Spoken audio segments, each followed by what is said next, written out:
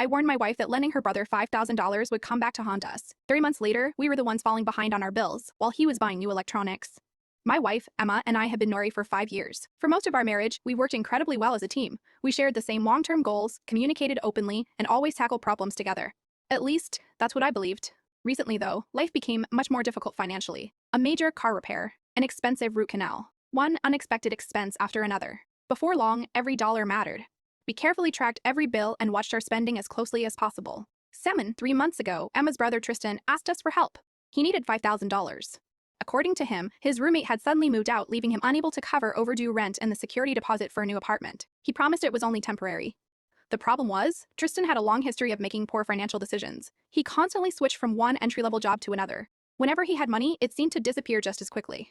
Because of that, I was extremely hesitant, especially considering our own finances were already stretched thin.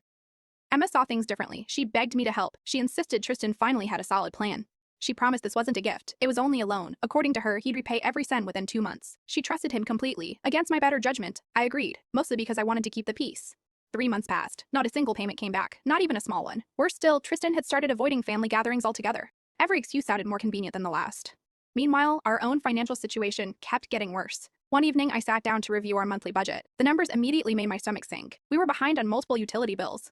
We'd even been forced to pay a late fee on our main credit card, money we never should have lost. Ha! I called Emma into my office and showed her everything. The overdue notices, the shrinking balance, the late fees.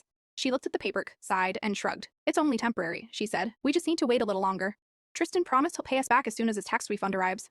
That was the moment I couldn't stay quiet anymore. Emma, I said as calmly as I could, that tax refund is already gone. He spent it weeks ago on new electronics. That $5,000 isn't coming back. And now we're falling behind on our own bills because of it. The room went silent. Emma's expression changed almost instantly. Instead of concern, she looked angry. She accused me of being cold-hearted, insensitive. She said I sounded more like an accountant than a husband. Then she said something that caught me completely off guard. She told me I had so little faith in her family that I was making her feel guilty for helping keep her brother from becoming homeless.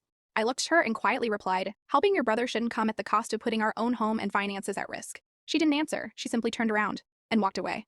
The argument ended without any resolution. Emma refused to discuss it any further. I thought maybe she'd cool down after a night's sleep.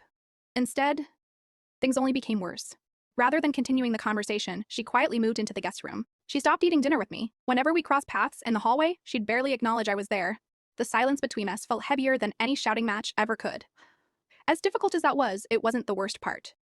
A few days later, Emma's mother started showing up at our house without warning. At first, she'd arrive carrying homemade soup or other food, saying she wanted to help while things were stressful. I appreciated the gesture, until I realized that wasn't really why she was there.